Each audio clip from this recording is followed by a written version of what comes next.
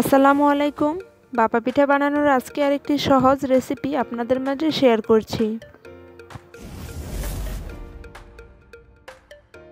পিঠা বানানোর জন্য নিয়ে নিলাম এখানে আমি 2 কাপ শুকনো চালের গুঁড়া।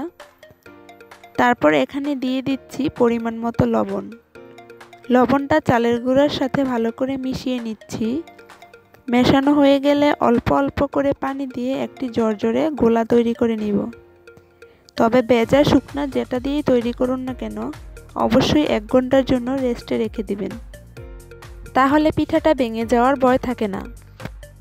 তো গোলাটা ঠিক এরকম হয়েছে, দেখুন চেপে নিলে মুঠো হয়ে যাচ্ছে, আবার ছেড়ে দিলে ঝরঝরে হয়ে পড়ে যাচ্ছে।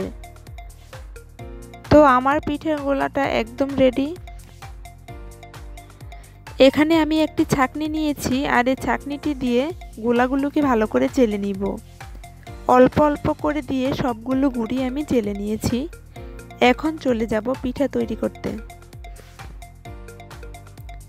তো পিঠা তৈরির জন্য নিয়ে নিয়েছি এখানে আমি খেজুরের গুড়, আর নিয়ে নিয়েছি ফ্রেশ কোরানো নারকেল। আজকের ভাপা পিঠা তৈরি করার জন্য এখানে আমি এরকম একটি স্টিলের বাটি নিয়েছি। বাটির অর্ধেকটা পর্যন্ত অল্প অল্প করে চালের গুঁড়ি দিয়ে দিলাম। তারপর দিয়ে দিলাম ফ্রেশ কোরানো নারকেল। নারিকেলের পরিমাণটা আপনারা আপনাদের স্বাদ অনুযায়ী দিয়ে নেবেন। এবার দিয়ে দিলাম খেজুরের গুড়। গুড়ের পরিমাণটাও ঠিক আপনারা আপনাদের স্বাদ অনুযায়ী বাড়িয়ে বা কমিয়ে নিতে পারেন। সবশেষে আবারও দিয়ে দিলাম চালের গুঁড়ি, আর এই চালের গুঁড়িটা খুবই আলতোভাবে চেপে চেপে দিয়ে দিতে হবে। আজকের পিঠাটি তৈরি করার জন্য আমি আগে থেকে একটি সুতি কাপড় ভিজিয়ে নিয়েছি। এখন এই কাপড়টি দিয়ে আমি পিঠাটিকে মুড়িয়ে নেব। পানি ফুটিয়ে হাঁড়ির উপর একটি স্টিলের ছাঁকনি দিয়ে নিয়েছি। এখন এক এক করে আমি সবগুলো পিঠা ভালো করে সেদ্ধ করে নিব।